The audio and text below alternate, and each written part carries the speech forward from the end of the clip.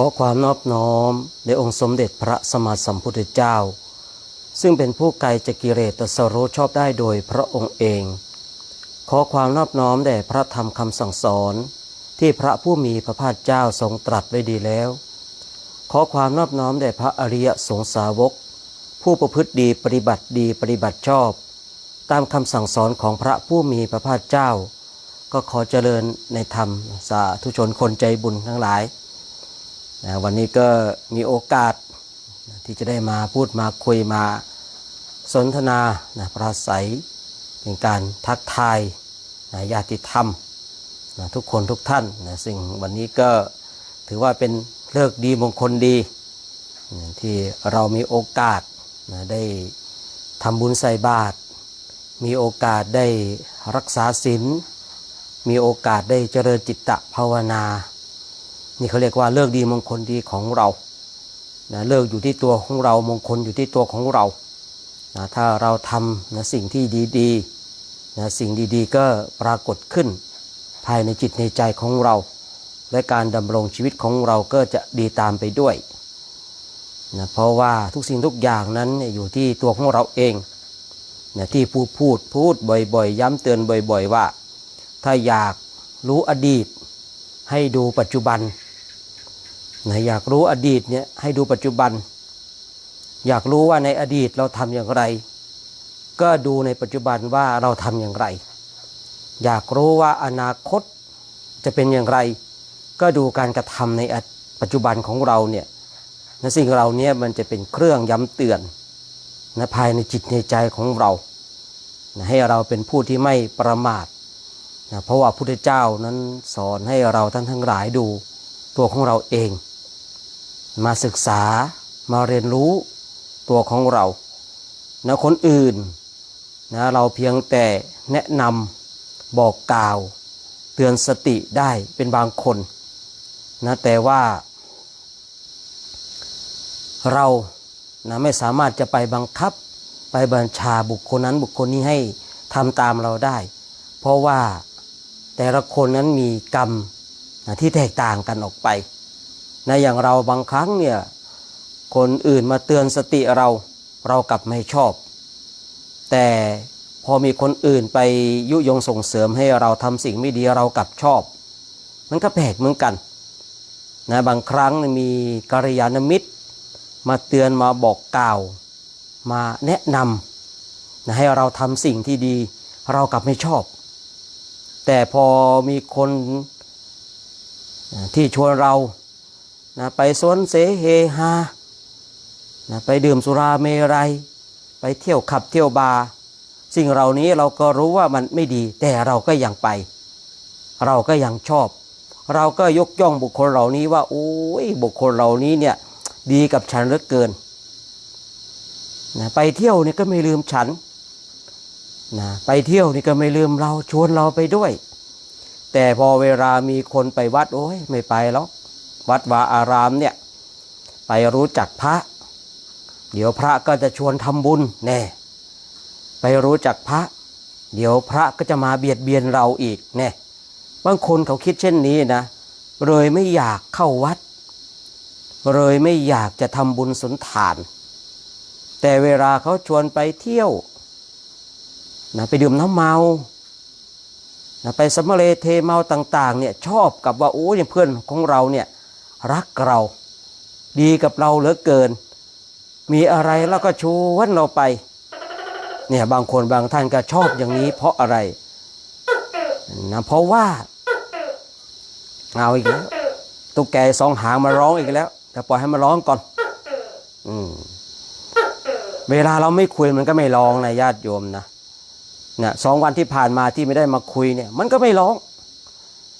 สังเกตดูว่าไหนถ้าจะมาคุยธรรมะนะมาพูดคุยกับญาติโยมเนี่ยเดี๋ยวแหละตุ๊กแกมาแล้วมันก็จะมาร้องมาทักทายแล้วไอ้ตัว2 หางนั่นแหละไม่ใช่ตัวอื่นหรอกนะ2 วันที่ผ่านมาที่ไม่ได้มาคุยมันเกิดโน่นนี่นั่นวันนี้ก็เลยมีโอกาสมีโอกาสได้มาพูดมาคุยฉะนั้นเนี่ยเราทั้งหลายมาดูตัวของเราเราเนี่ย ต้องมาสำรวจนะตัวตาว่าตัวของเราเป็นอย่างไรการกระทำของเราเป็นอย่างไรวันนี้นะเราถูกกุศลหรือถูกอกุศลนะมันชักมันจูงไป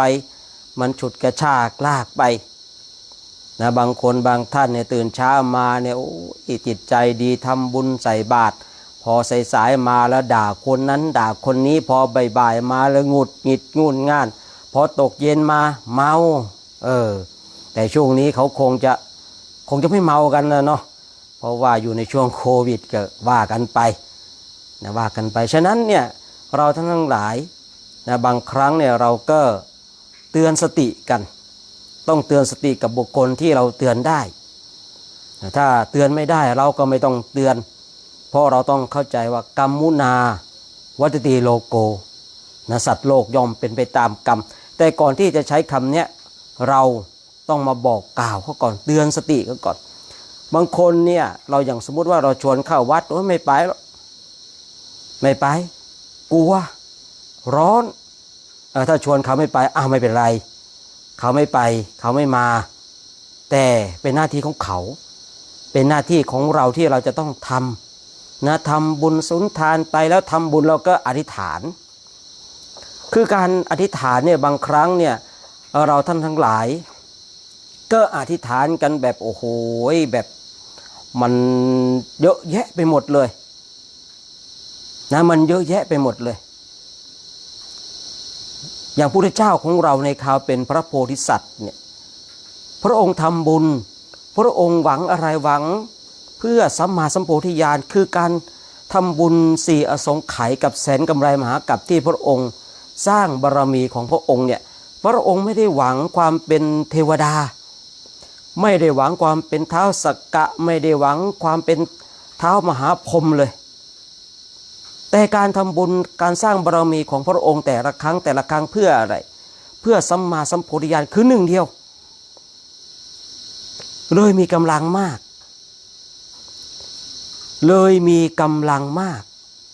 คือพระองค์จะถวายชีวิตเป็นทานนะที่เขาบอกว่าถวายดวงตามากกว่าดวงดาวบนท้องฟ้าถวายเลือดให้เลือดเป็นทานมากกว่าน้ำในมหาสมุทรการที่พระองค์ได้ให้ทานดวงตามากกว่าดวงดาวบนท้องฟ้าเนี่ยคือทุกครั้งที่พระองค์เนี่ยนะทำบุญด้วยดวงตานั่นคือบริจาคดวงตานั่นเองพระองค์ก็ไม่ได้หวังความร่ำรวยพระองค์ไม่ได้หวังความเป็นเศรษฐีแต่เพื่ออะไรเพื่อสัมมาสัมโพธิญาณอย่างเดียวเลยคราวนี้ย้อนกลับมาดูตัวของเราทำบุญวันนี้ก็ขอให้ฉันได้รวยพอทำบุญอีกวันนึงขอให้ฉันได้เกิดเป็นเทวดาเนี่ยพอวันต่อไปขอให้ฉันเป็นพระราชาวันต่อไปทำบุญขอให้ฉันได้ถูกลอตเตอรี่ถูกหวย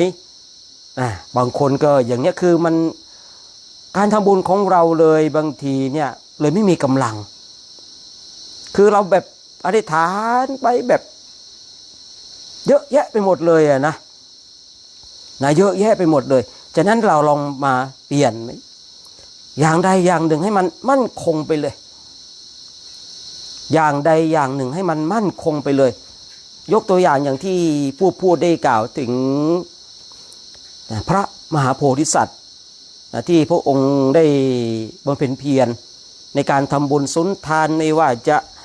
ให้ทานไม่ว่าจะรักษาศีลไม่ว่าจะเจริญจิตตภาวนาไม่ว่า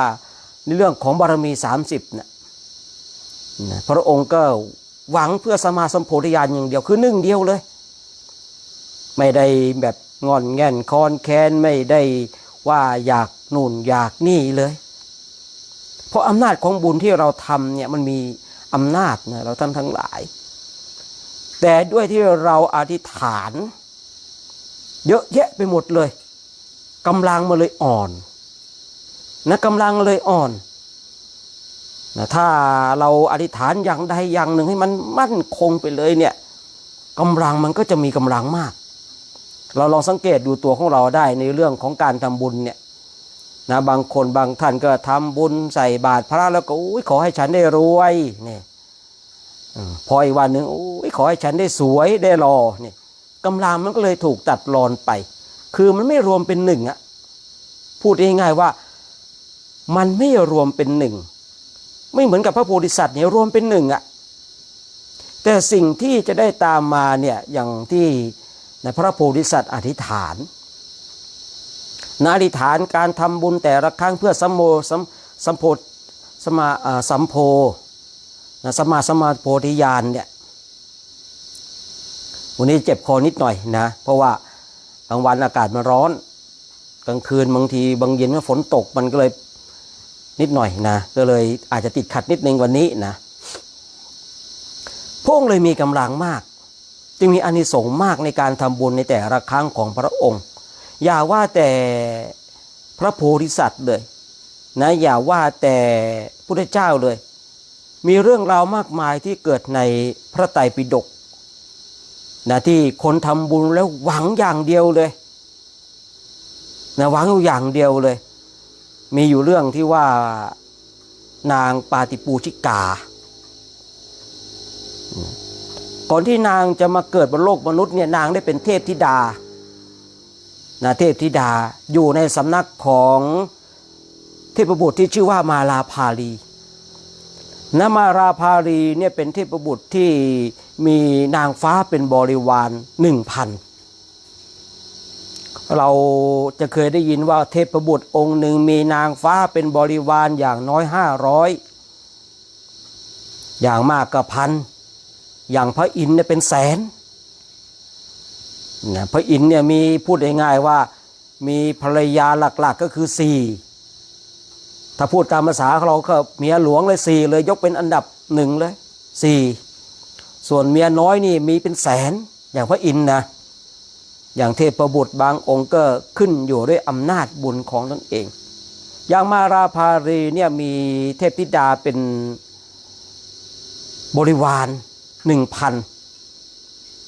องค์ด้วยกันนะมาราภารีทุกวันเลยเนี่ยนะตื่นมาตอนเช้านะจะต้องออกไปที่สวนดอกไม้ตนเองก็พูดง่ายๆว่าเป็นหัวหน้านะนั่งอยู่ที่อาสนะของตนเองให้เทพธิดา500 เหาะนะแล้วไปเก็บดอกไม้แล้วอีก500เนี่ยเป็นคนร้อยพวงมาลัยเพื่อมาบูชามาราภาลีนี่คือเป็นกิจวัตรประจำวันของเทพบุตรองค์นี้เลยนะพูดง่ายๆว่าเป็นกิจวัตรประจำวันของเทพบุตรที่ชื่อว่ามาราภาลีเทพบุตรทุกวันส่วนวันหนึ่งเนี่ยนะก็ทำกิจวัตรของตนเองตื่นเช้ามาก็พาบริวารนางฟ้าของตนเองเนี่ยบังเอิญในวันนั้นเนี่ยมีเทพธิดาตนหนึ่งคือหายแวบไปเลยคือตายจากสวรรค์ลงมาอยู่บนโลกมนุษย์นะลงมาอยู่บนโลกมนุษย์เลยนะเราท่านทั้งหลายคือตายจากบนสวรรค์คือมาเกิดมาเป็นมนุษย์พอเกิดมาปุ๊บเนี่ยเป็นความโชคดีของนางสามารถระลึกชาติได้ว่าในชาติก่อนนี้เนี่ยนางได้เป็นเทพธิดาอยู่ในสำนักสามีที่ชื่อว่ามาราภาลีเมื่อนางระลึกชาติได้จำความได้เท่านั้นเองเนี่ยทำบุญทุกครั้งทำบุญทุกครั้งเนี่ยก็อธิษฐานอยู่อย่างเดียวว่าขอให้ไปในสำนักของสามีของนางที่อยู่บนสวรรค์ชั้นดาวดึงส์โน่นนะชั้นดาวดึงส์จะทำบุญใส่บาตรพระถวายน้ำปานะจะสร้างศาลาเสนาสนะต่างๆก็จะอธิษฐานว่าขอให้ส่วนบุญนี้นำพาให้ฉันเนี่ยไปเกิดในสำนักของสามีที่ชื่อว่ามาลาภาลีนี่เราท่านทั้งหลายนางทำบุญจนตั้งแต่นางจำความได้แม้แต่นางได้สามีบนโลกมนุษย์นะ แม้แต่นางได้ลูกแล้วจวบจนนางตายเนี่ยคือตลอดชีวิตของนางทำบุญทุกครั้งเนี่ยไม่เคยอธิษฐานอย่างอื่นเลยนะไม่เคยอธิษฐานอย่างอื่นเลยบุญทุกบุญที่นางทำเนี่ยให้นางไปเกิดในสำนักของสามีบนสวรรค์ชั้นดาวดึงส์ที่ชื่อว่ามาราภารี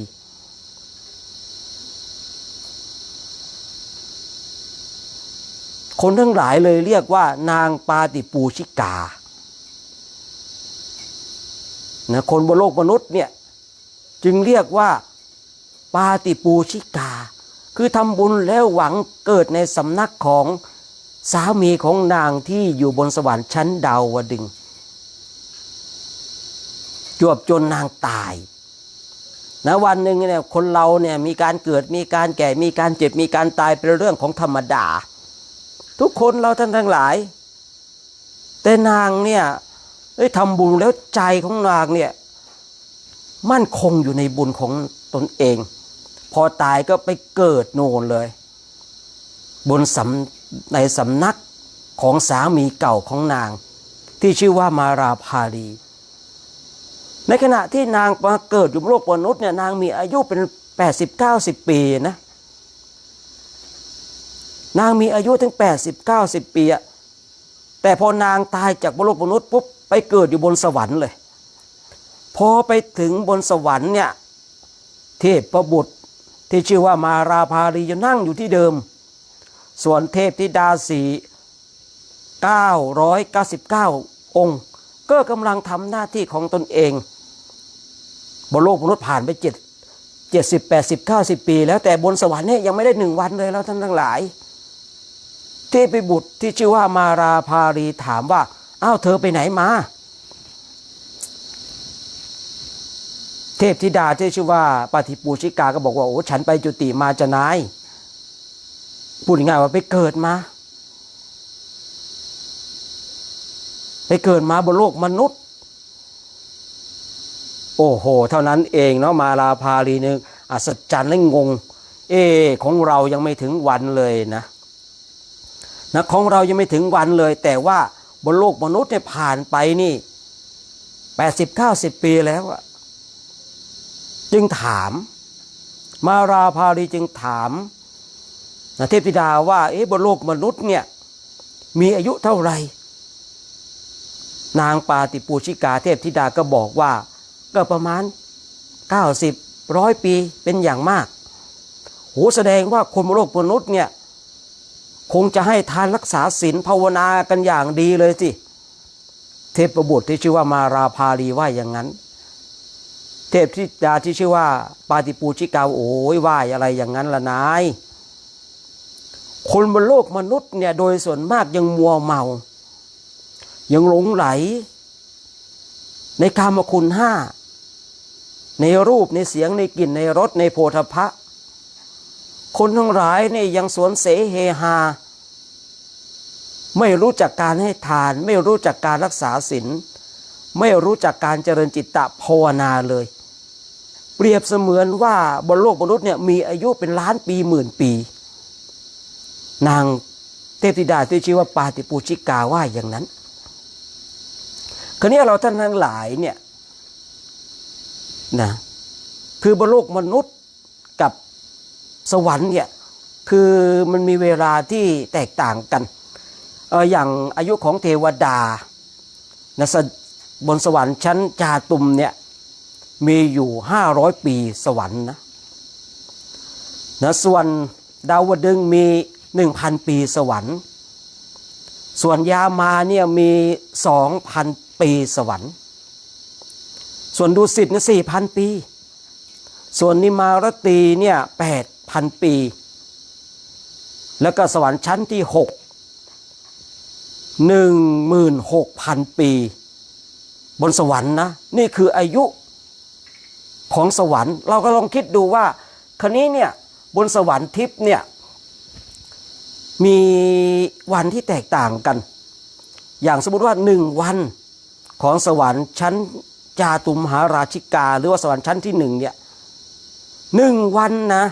เท่ากับ50 ปีมนุษย์นะคราวนี้เนี่ยนางปาติปูชิกาเนี่ยอยู่บนสวรรค์ชั้นดาวดึงส์สวรรค์ชั้นดาวดึงส์เนี่ย1 วันบนสวรรค์ชั้นดาวดึงส์นะเท่ากับ100 ปีมนุษย์สวรรค์บนสวรรค์ชั้นดาวดึงส์นะ1 วันเท่ากับ100 ปีมนุษย์นะส่วนสวรรค์ชั้นยามาสวรรค์ชั้นยามาเนี่ย1 วันนะ1 วันบนสวรรค์ชั้นยามาเท่ากับ200 ปีมนุษย์มันแตกต่างกันมากเลยมันแตกต่างกันมากเลยนะ1 วันบนสวรรค์ชั้นดุสิตเท่ากับ400 ปีมนุษย์1 วันในสวรรค์ชั้นที่5คือนิมมานารตีเนี่ย1 วัน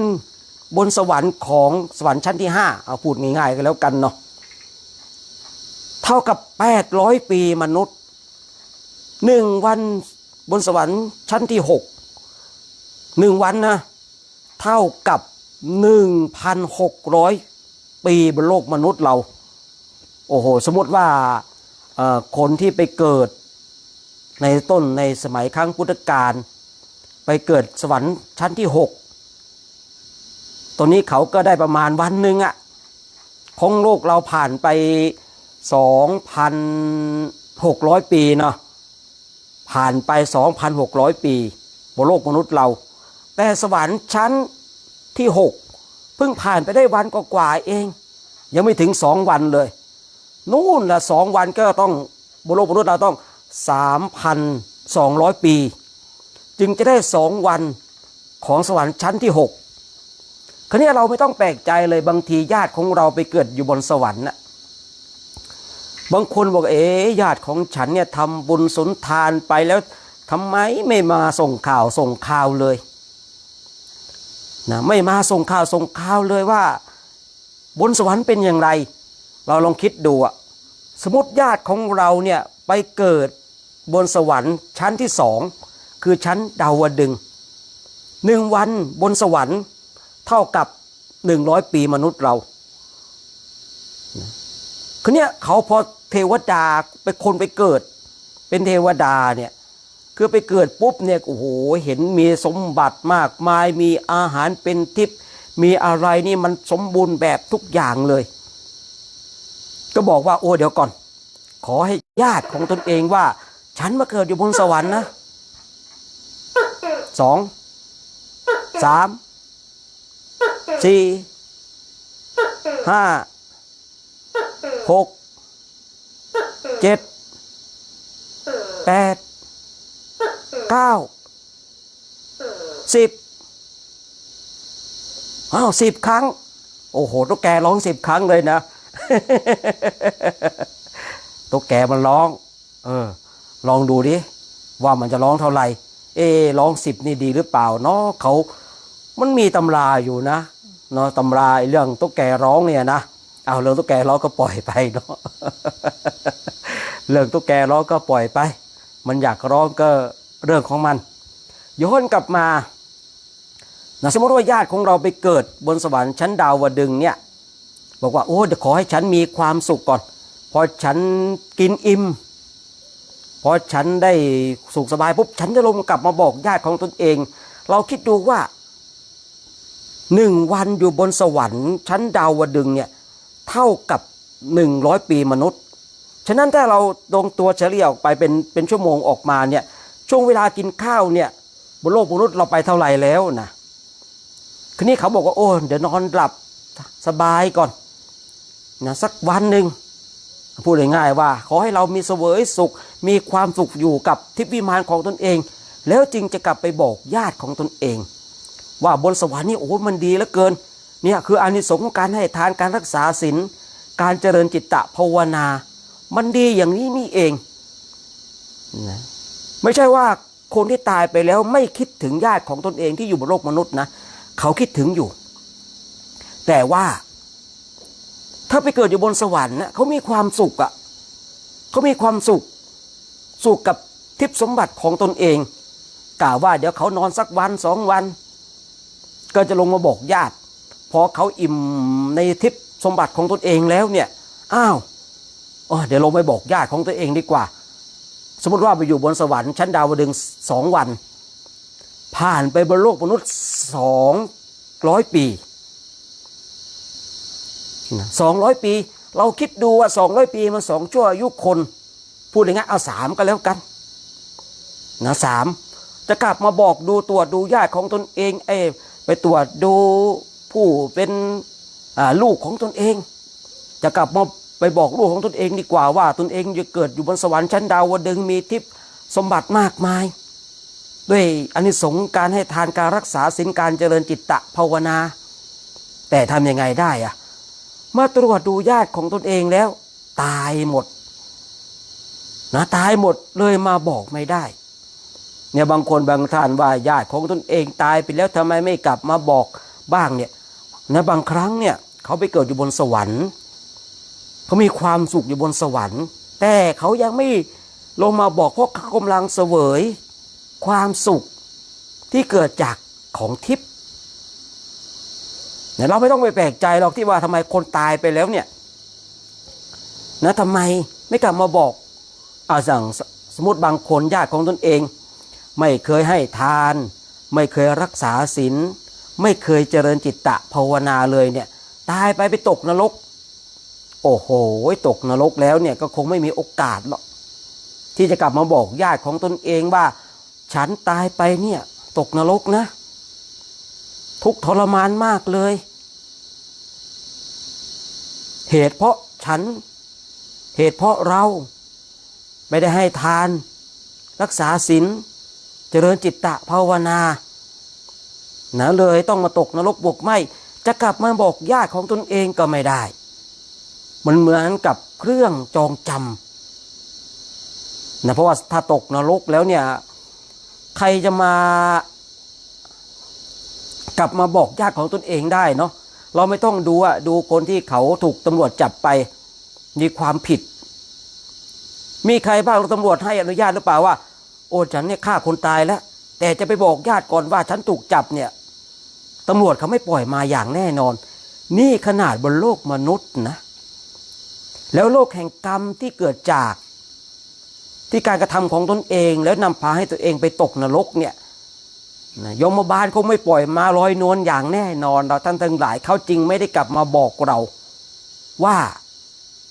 ตนเองตกนรกหมกไหมเสวยวิบากกรรมเสวยวิบากกรรมฉะนั้นเนี่ยบางครั้งเนี่ยเราไม่ต้องไปแปลกใจว่าคนที่ตายไปแล้วทำไมไม่กลับมาบอกเราถ้าเขาทำบุญให้ทานรักษาศีลเจริญจิตตภาวนาอย่างเป็นประจำให้เรามั่นใจได้เลยว่าเขาไปเกิดอยู่บนสวรรค์ที่เขาไม่ได้กลับมาบอกเราเพราะเขามีความสุขเขามีความสุขกับทิพย์สมบัติของเขาแต่ถ้าว่าญาติของเราเนี่ยไม่เคยให้ทานรักษาศีลเจริญจิตตภาวนาเลยเนี่ยเอาหลักๆ3อย่างเนี่ยให้เรามั่นใจเลยว่าตกนรกไม่ตกนรกก็เป็นสัตว์เดรัจฉานเขาจึงไม่มีโอกาสได้กลับมาบอกเราท่านทั้งหลายนะถ้าเป็นสัมภเวสีอันนี้ไม่แน่นะ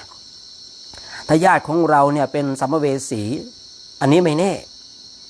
เขาอาจจะกลับมาบอกได้แต่เขาก็ต้องคำนวณแล้วนะเราท่านทั้งหลายเขาจะต้องคำนวณก่อนว่าเขาจะปรากฏกายให้คนมีชีวิตได้เห็นหรือเปล่าคือไม่ใช่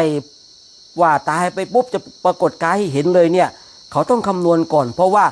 ถ้าเขาเป็นเหตุให้คนตายเขาย่อมได้รับวิบากกรรมอันมากมายมหาศาลคือพูดง่ายๆว่า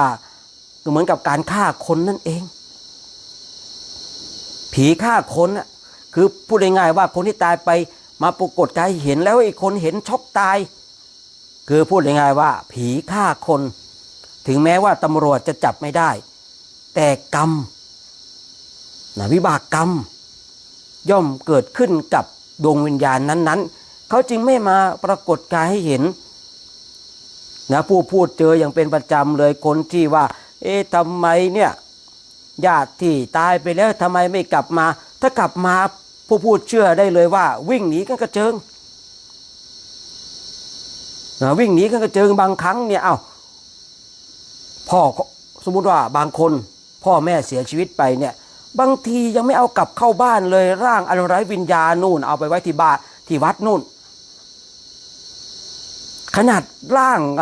ของผู้เป็นพ่อเป็นแม่น่ะยังไม่กลับเอาไว้ที่บ้านเลยนู่นไปไว้ที่วัดนู่นจะกล่าวใหญ่ถึงดวงวิญญาณเนาะทำไมเห็นนะผู้พูดเชื่อว่าวิ่งนั้นก็เจอหมดอะเขาจึงต้องคำนวณก่อนว่าจะปรากฏกายให้เห็นเนี่ยว่าคนที่เห็นเนี่ยเขาจะตกใจช็อกตายหรือเปล่าเนี่ยเป็นสิ่งที่สำคัญฉะนั้นเนี่ยคนที่ตายไปแล้วเนี่ยนะเราไม่ต้องไปห่วงหาอาทรอาวรอะไรกับเขาเราปล่อยให้เขาไปตามวิบากกรรมของเขาเถอะนะถ้าเขาเป็นสัมภเวสีเขาก็ไม่มาปรากฏให้เราเห็นอย่างแน่นอนเพราะอะไรเพราะเขากลัวจะถูกข้อหาฆาตกรรมมนุษย์ ดวงวิญญาณเนี่ยผีเนี่ยนะเราท่านทั้งหลายเนี่ยเขาจะถูกข้อหาฆาตกรรมมนุษย์สมมติว่าถ้าญาติของเราเสียชีวิตไปเนี่ยเขามาปรากฏกายจะให้เราเห็นแล้วเราตายเขาก็ถูกข้อหาฆาตกรรมเมื่อเขาถูกข้อหาฆาตกรรมเนี่ยเขาก็ไม่ได้ไปผุดไปเกิดอีกคือพูดง่ายๆว่าเป็นสัมภเวสีแล้วก็ไม่สามารถที่จะไปผุดไปเกิดได้ด้วยกรรมที่ถูกข้อหาว่าฆาตกรรมมนุษย์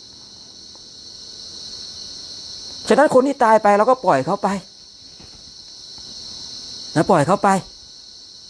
นะเพราะว่าเราไม่สามารถจะไปช่วยอะไรเขาได้แล้วให้เขาไปตามวิบากบุญและบาปของเขาแต่ทำไมเราต้องทำบุญอุทิศให้เขาเผื่อว่าเขาอยู่ในสถานที่เดือดร้อนพอที่จะรับได้ถ้าเขาอยู่ในสถานที่รับไม่ได้บุญที่เราทำไปก็ไม่ถึงเขาอย่างที่ผู้พูดเคยพูดบ่อยๆ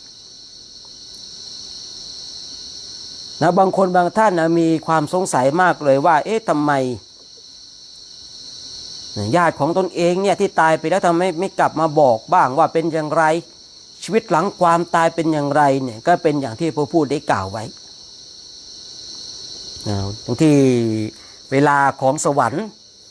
มันแตกต่างกับบนโลกมนุษย์ของเราเหมือนกับเทพธิดาที่ชื่อว่าปาติปูชิกาเนี่ยก็เราลองคิดดูบนสวรรค์เขากำลังเก็บดอกไม้กันสนุกสนานนางได้ตายบนสวรรค์นะมาเกิดบนโลกมนุษย์ตั้งอายุ80 ปีถ้าจำไม่ผิดนะ80-90 ปีเนี่ยประมาณเนี้ยโลกมนุษย์ผ่านไปแล้วพอตายจากบนโลกมนุษย์เนี่ยไปเกิดอยู่บนสวรรค์ในสำนักของนางด้วยอำนาจอะไรอำนาจบุญที่นางได้ท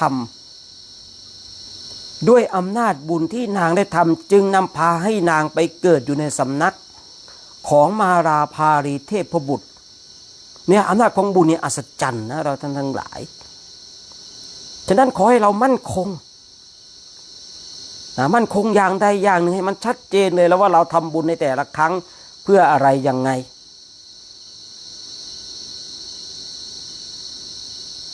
การอธิษฐานต้องอธิษฐานให้ถูกบางคนก็อธิษฐานขอให้มีทรัพย์มีสินมีเงินมีทองให้มันมั่นคงบางคนก็ขอให้มีสติปัญญาญาณที่เฉลียวฉลาดก็ขอให้มันมั่นคงหรือบางคนขอให้เกิดเป็นผู้ชายเราก็ทำบุญแล้วก็อธิษฐานให้เราเกิดเป็นผู้ชายบางคนที่เป็นผู้ชายอยากจะเกิดเป็นผู้หญิงก็ทำบุญแล้วอธิษฐานว่าขอให้ฉันเกิดเป็นผู้หญิงเพราะสิ่งเหล่านี้มันไม่เหลือวิสัยของอำนาจของบุญที่เราได้กระทำไม่ได้เหลือสุดวิสัยเลยนะบางคนที่ชาตินี้เกิดมาเป็นผู้หญิงเนี่ยด้วยในอดีตชาติเนี่ยจิตของเราเนี่ยผูกพันกับ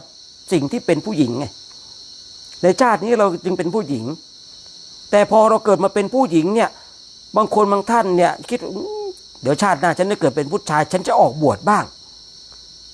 เพราะอะไรเพราะคนเราเคยเกิดเป็นผู้หญิงเคยเกิดเป็นผู้ชาย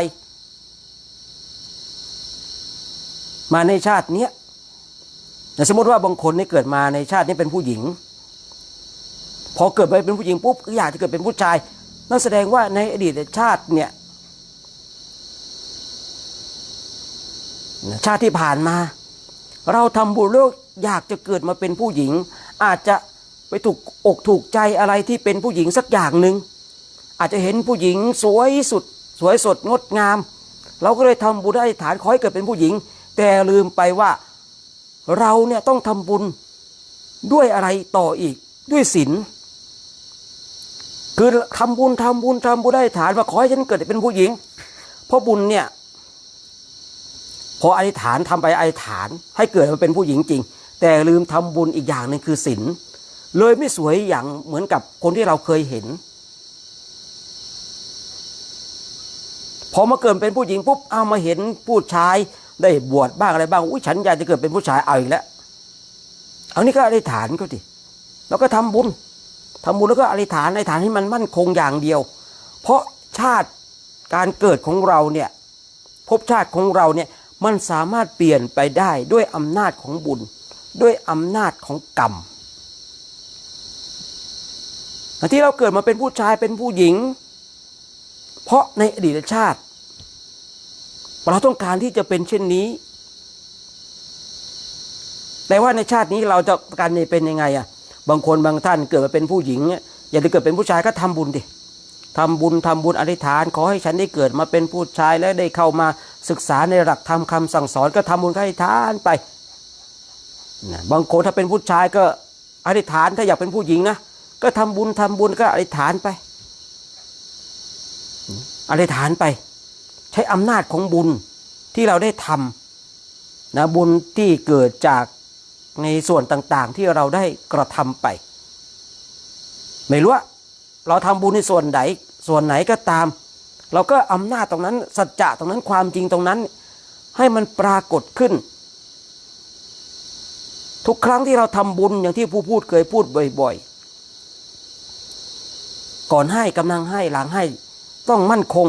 เมื่อมั่นคงทั้ง3อย่างเนี่ยบุญมันก็ไม่ถูกตัดรอนพอเราใช้อำนาจของบุญสัจจะคือความจริงที่เราได้กระทำเนี่ยมั่นคงมันจึงมีอำนาจมากคือบางคนเนี่ยทำบุญเหมือนกันแต่บางคนเนี่ยได้บุญไม่เท่ากันเหมือนผู้พูดเนี่ยอย่างจริงบางก่อนเนี่ยไปอบรมที่เขาบวชชีพุทธชีพราหมณ์5 วัน7 วันเนี่ย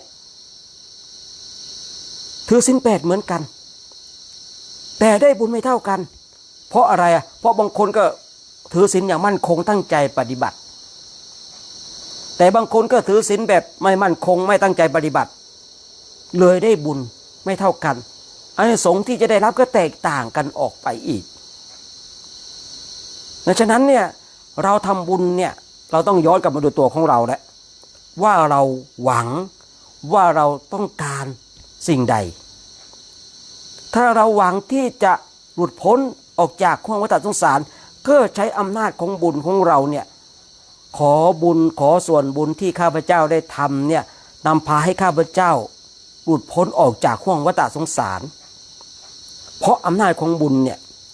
มันจะเป็นเครื่องส่งเป็นเครื่องหนุนไม่ดูอย่างใครดูอย่างพระโพธิสัตว์เจ้ามหาโพธิสัตว์ได้รับคำพยากรณ์จากพุทธเจ้าคิดถึงเรื่องของการให้ทานแล้วคิดถึงในเรื่องของการให้ทานก่อนเพื่อผลของทานของการทำบุญตรงเนี้ยเพื่อให้เป็นความเป็นพุทธเจ้าเนี่ยบางคนบางท่านเนี่ยขอบุญที่ข้าพเจ้าได้ทำเนี่ยนำพาให้ข้าพเจ้าออกจากห้วงวัฏสงสารเนี่ยมันก็จะมีกำลังคราวนี้พอมีกำลังเต็มที่มันเหมือนกับมะม่วงที่มันสุกเต็มที่แล้วอะ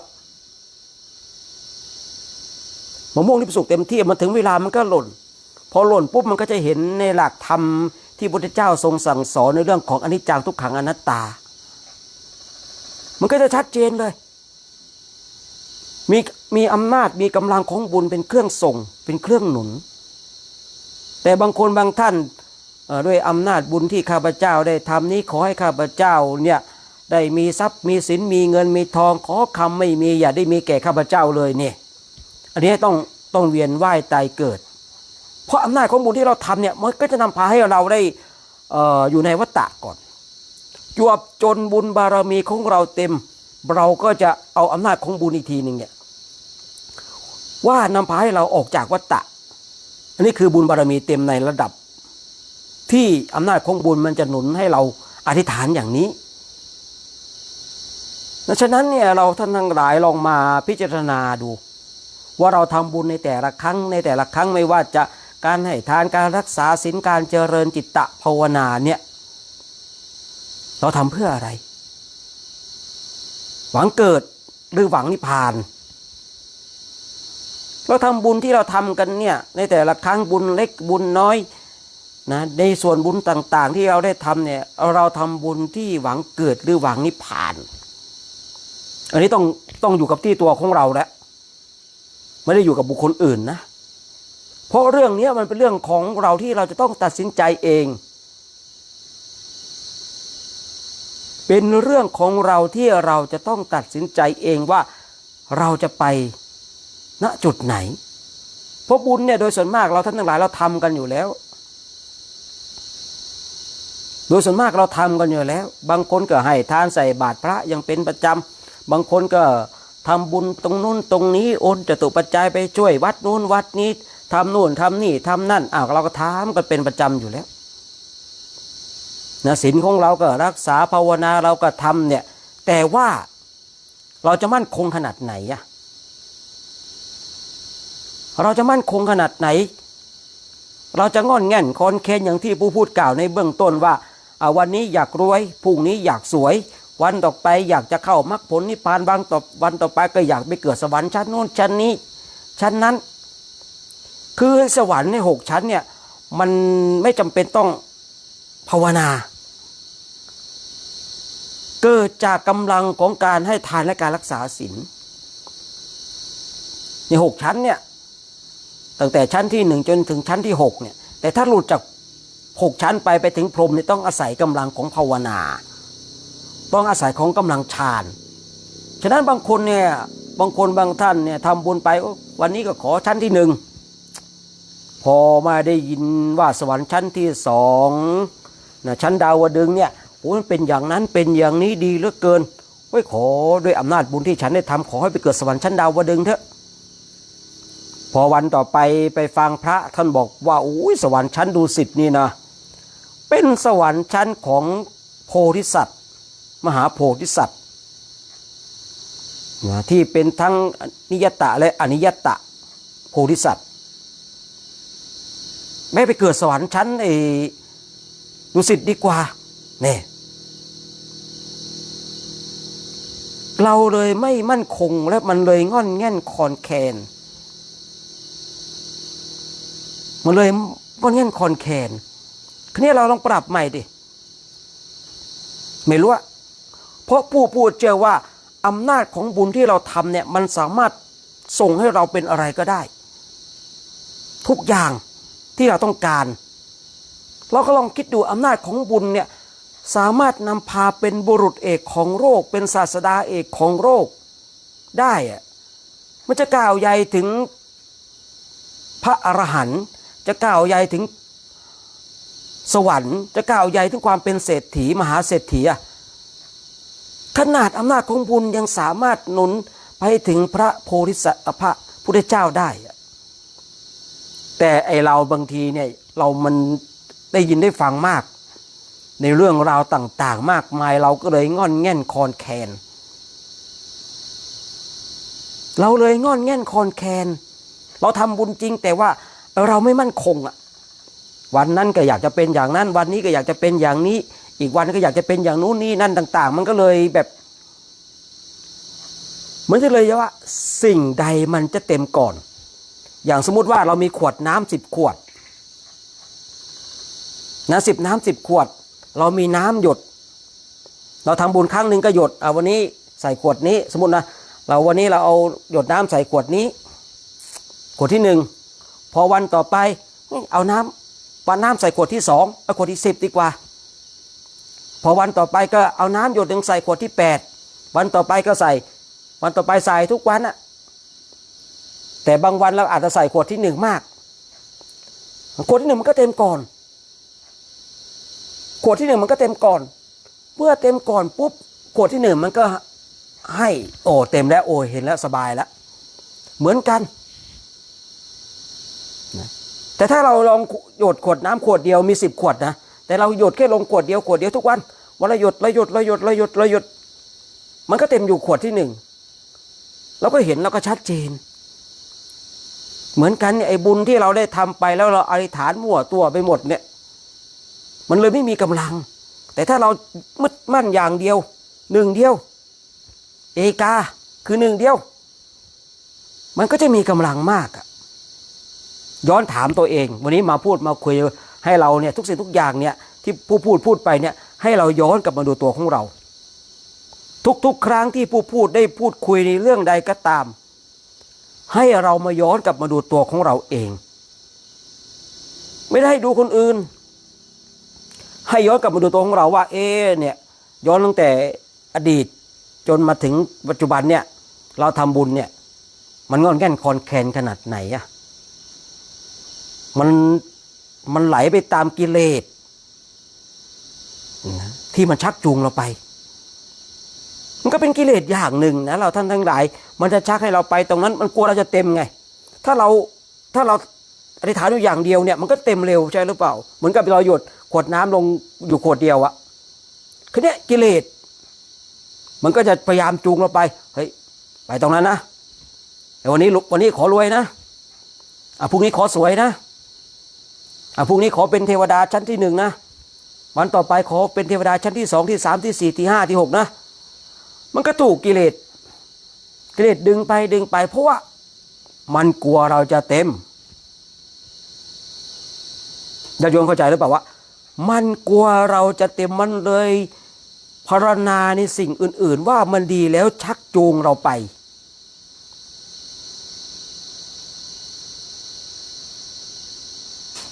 คราวนี้เราท่านทั้งหลายอาจจะเคลือบแคลงสงสัยในคำพูดของผู้พูดคราวนี้เราตั้งไว้10ขวดเลยอันนี้ทดสอบไปเลยว่าเอาขวดน้ำมา10ขวดนะ10ขวดแล้วเราเขียนไว้เลยว่าวันนี้อธิษฐานขอสวยอันนี้อธิษฐานขอรวยอันนี้ขออธิษฐานมรรคผลนิพพานอันนี้ขออธิษฐานให้เกิดเป็นผู้หญิงนี่อธิษฐานขอเกิดเป็นผู้ชายพอเราทำบุญนะพอเราทำบุญเนี่ยทำบุญครั้งหนึ่งอธิษฐานสิ่งใดสิ่งหนึ่งปุ๊บเฮ้ยวันนี้เราอธิษฐานอะไรอธิษฐานว่าขออยากสวยเราก็เอาน้ำหยดหนึ่งใส่ลงไปที่ไอ้ขวดที่เราอยากสวยคือเราทำอย่างเงี้ยเราก็จะเห็นเลยว่าโอ้ถ้าเราใส่อยู่ขวดเดียวมันก็จะเต็มเร็วจะมีกำลังมากอันนี้เรื่องนี้ให้เราท่านทั้งหลายลองไปทำดูเองได้นะไม่ได้บังคับอย่างที่ผู้พูดได้กล่าวในเบื้องต้นว่าเรามาพูดคุยมาเตือนสติมาสนทนา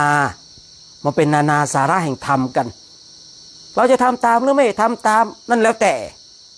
นี่คือสไตล์ของผู้พูดเพียงมาพูดแล้วก็เราท่านทั้งหลายจะทำตามหรือไม่ทำตามใครจะอธิษฐานมั่วตัวอะไรอย่างไรก็กรรมมูนาวัตติโลโกสัตว์โลกย่อมเป็นไปตามกรรมถ้าใครลองทำตามก็จะได้เห็นอานิสงส์ว่ามันเป็นอย่างไรผู้พูดไม่ไปบังคับใคร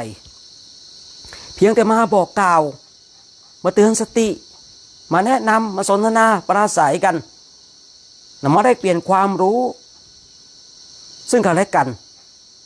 ผู้พูดไม่สามารถจะไปบังคับว่าเอาโยมต้องไปอย่างนี้นะเปล่าไม่ใช่เช่นนั้นเพียงแต่บอกเพียงแต่เตือนสติเพียงแต่แนะนำในส่วนที่จะควรบอกควรเตือนสติควรแนะนำเท่านั้นเอง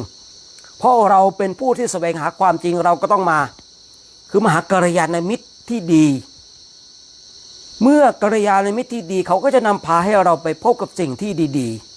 ๆนี่ที่เขาบอกยังไงคบคนพาลพาไปหาผิดคบบัณฑิตพาไปหาผลเนี่ยมันเป็นเช่นนั้นเราท่านทั้งหลายฉะนั้นเนี่ยเราท่านทั้งหลายก็พยายามหากัลยาณมิตรที่มาบอกมาเตือนกับเราผู้พูดเนี่ยใครมาบอกมากล่าวมาเตือนสติเนี่ยโอ้ขอบใจเด้อจ อย่างที่เคยถ้าใครเป็นFC เขาว่าเนาะถ้าไปช่วงที่เดินธุดงค์ก็จะเห็นผู้พูดบ่อยว่าถ้าผมนั่งหลับเนี่ยมาบอกผมด้วยนะถ้าผมขาดสติไปเนี่ยมาสะกิดด้วยมาสะกิดมาบอกมากล่าวด้วยแล้วกันถ้าผมนั่งหลับไปเสียงโกนดังเนี่ยมาบอกผมด้วยขอบใจขอบคุณอนุโมทนาผู้พูดก็จะบอกกับพระอย่างเนี้ยถึงแม้ว่าเราเนี่ยจะนำพาพระไปเดินธุดงค์เนี่ยโอ้โหพระเป็นร้อยแม่ชีแต่เราก็บอกเขาบอกว่าเนี่ยถ้าผมนอนนั่งหลับไปเนี่ยเสียงโกนได้เนี่ยมาปลุกผมด้วยนะมาเรียกผมสะกิดผมด้วยเรามาช่วยกันเรามาร่วมกันประพฤติปฏิบัติกันมันย่อมมีการขาดสติกันบ้างเนี่ยผู้ก็จะสั่งพระบอกพระไว้อย่างเนี้ยนะแต่บางคนบางท่านเนี่ยไม่ได้เลยนะใครมาสะกิดนี่โกรธไม่ได้แล้วผมจะหลับเนี่ยมาสะกิดได้อย่างไรนะบางคนเนี่ยโกรธถึงขนาดนั้นเลยแล้วท่านทั้งหลายฉะนั้นเนี่ยใครมาบอกมากล่าวมาตักมาเตือนเราเนี่ยถ้าเราอยากเป็นบัณฑิตเอียงหูฟังถ้าเราอยากเป็นคนพาลให้เราไปโกรธให้เราไปแสดงอาการฉุนเฉียวนั่นแหละคนพาลนั่นแหละคนพาลเราทั้งหลายแต่ฉะนั้นเราจะเป็นพาลหรือเป็นบัณฑิตนะขึ้นอยู่กับตัวของเราเองนะไม่ได้ขึ้นอยู่กับคนอื่น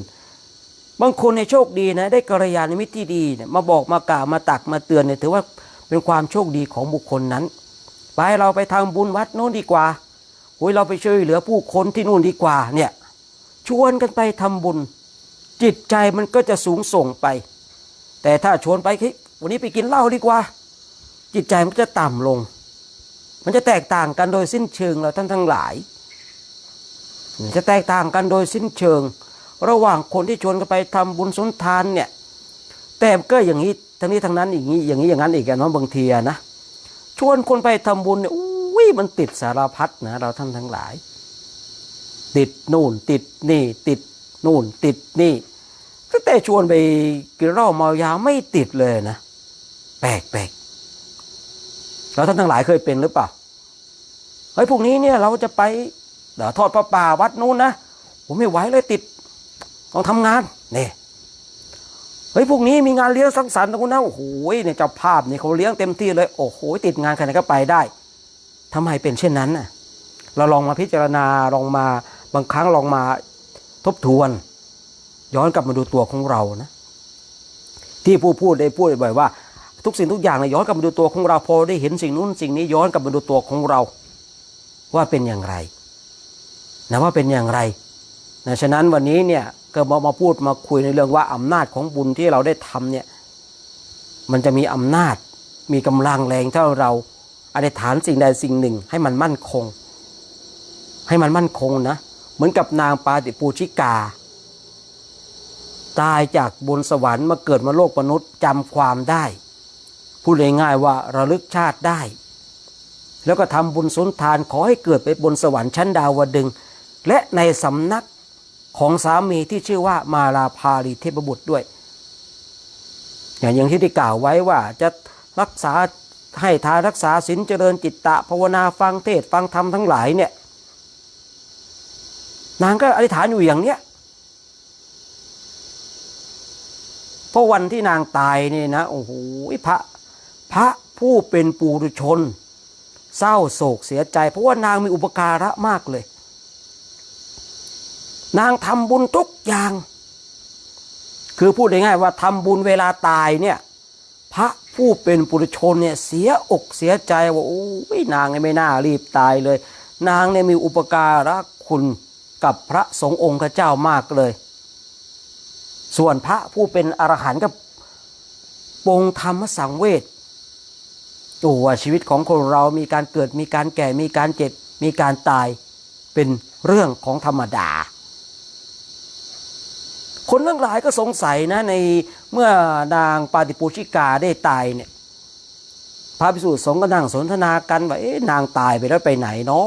ะนางเป็นคนทำบุญสุนทานดีตายแล้วไปไหนเนาะเรื่องนี้พระพุทธเจ้ารู้ก็เธอไปกำลังประชุมอะไรกันอยู่พระพุทธเจ้าก็จะกล่าวอย่างเนี้ย กำลังสนทนาเรื่องของนางปาติปูชิกาว่านางเนี่ยเป็นผู้ที่มีอุปการะคุณมีการให้ทานการรักษาศีลการเจริญจิตตะภาวนามีอุปการะคุณกับพระศาสนามากเนี่ยนางตายแล้วไปไหนเนี่ยพุทธเจ้าว่ายังไงอะนางไปเกิดในสำนักของสามีของนางอ้าวพระผู้เป็นปุถุชนเนี่ยไอ้เรื่องสงสัยเนี่ยไม่ต้องพูดถึงเราท่านทั้งหลายอ้าวพูดง่ายๆตามภาษาของเราว่าอ้าวก็นี่ไงสำนักของสามีของนางก็เนี่ยสามีกับนางก็ไม่เห็นมีใครเกิดในบนบ้านนั้นพุทธเจ้าว่าเปล่านางทำบุญทุกครั้งนางอธิษฐานเพื่อไปเกิดอยู่ในสำนักผู้เป็นสามีของนางบนสวรรค์ชั้นดาวดึงส์พุทธเจ้าของเราก็เลยได้อุบายตรงเนี้ยมาพูดมากล่าวมาบอกมาสั่งสอนธรรมในเรื่องของการเกิดการแก่การเจ็บการตายให้พระภิกษุผู้เป็นปุถุชนเกิดธรรมสังเวชทีแรกเนี่ยหดหู่เสียใจแต่พอได้ฟังธรรมจากพุทธเจ้าเนี่ยเกิดธรรมสังเวชพอได้ยินธรรมะจากพุทธเจ้าเกิดธรรมสังเวชน้อมกลับมาหาตัวเองเนี่ยหลักธรรมทุกอย่างเลยนะเราท่านทั้งหลายอ่านในพระไตรปิฎกได้พุทธเจ้าจะพูดอะไรก็ตามจะแสดงธรรมอย่างไรก็ตามบทสรุปคือย้อนกลับมาหาพระภิกษุสงฆ์ผู้เป็นปุถุชนสลดสังเวชใจเกิดธรรมสังเวชได้บรรลุเป็นพระอรหันต์กันเหตุเนื่องด้วยการตายของนางปาติปูชิกา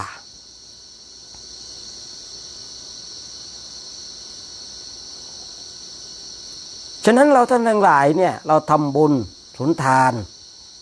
นะเราก็ดูไปเรียนรู้ไปนะวันนี้มาพูดมาคุยมาบอกมากล่าวกันเนาะเพราะว่าก็หายไป2 วันที่เราตกลงไม่ใช่ตัวเราตกลงที่อาตมาว่าเดี๋ยวอาตมาก็จะมาคุยวันเว้นวันนะบางวันก็มา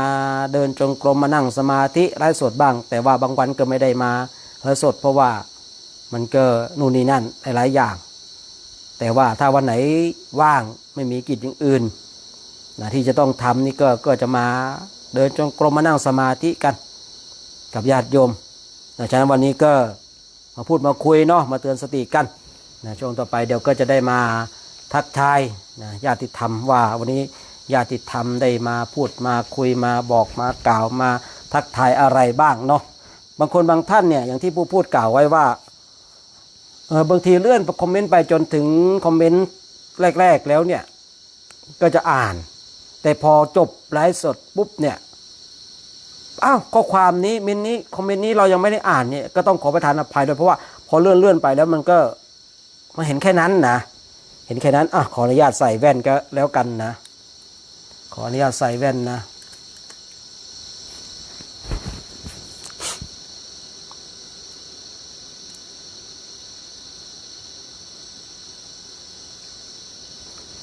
วันนี้ที่เลื่อนลงมาเจอคอมเมนต์แรกนี่ก็นะพระชาญวิกสุขแก้วนะกราบนมัสการพระอาจารย์ครับสาธุสาธุสาธุก็นมัสการนะนี่พระที่ไปร่วมเดินนะธุดงค์ในโครงการจาริกธรรมรุ่นหนีโควิด รุ่น8นี้เขาเรียกว่ารุ่นหนีโควิดเนาะรุ่นหนีโควิดกันนะหนีจากอินเดียเข้าเนปาลหนีจากเนปาลเข้าอินเดียหนีจากอินเดียกลับมาประเทศไทยโน่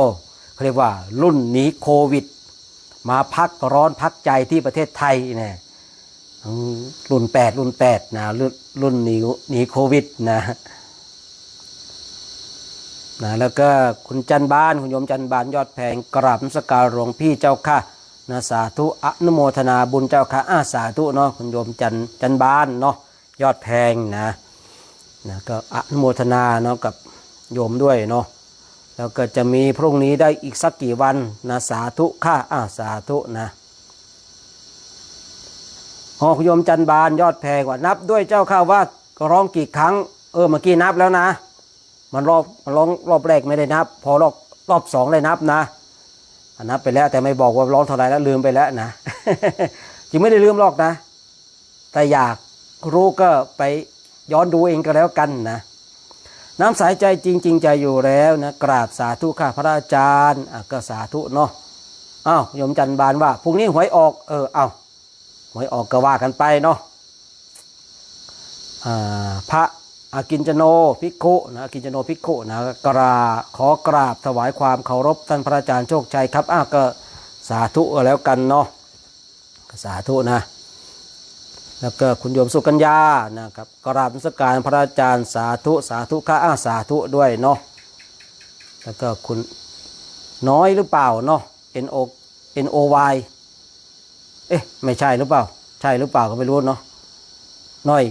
หรือเปล่าเนาะอ่านไม่ออกด้วยนะภาษาอังกฤษเนี่ยนะยกมือขึ้น5ครั้งสาธุก็แล้วกันนะอันไหนอ่านไม่ได้ก็ไม่อ่านเด้อขอประทานอภัยด้วยนะแล้วก็อะไรเนาะเนี่ยบุญยังหรือเปล่าเนาะบุญยังหรือเปล่านะน้อมกราบสาธุสาธุเจ้าข้านะสาธุเนาะแล้วก็คุณบัวกายเมื่อสมบัติก็กราบสาธุสาธุเจ้าข้าสาธุเนาะโยมก็มีอะไรถ้าจะสอบถามอะไรยังไงก็เขียนมาก็ได้ตอนไลฟ์สดนะพอ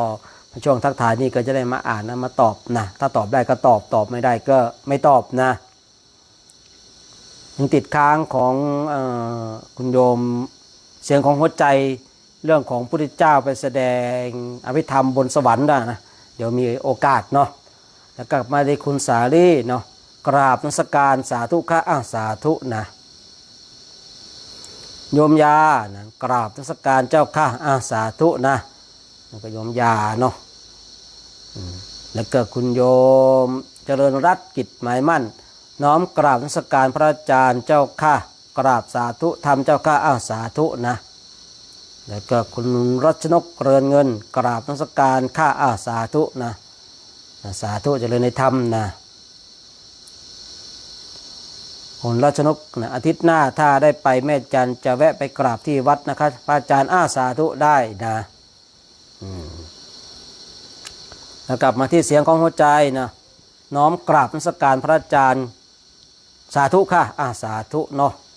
แล้วก็คุณโยมราวันนะกราบสาธุเจ้าค่ะสาธุเนาะแล้วก็คุณสิริกรนะสาธุค่ะสาธุเนาะ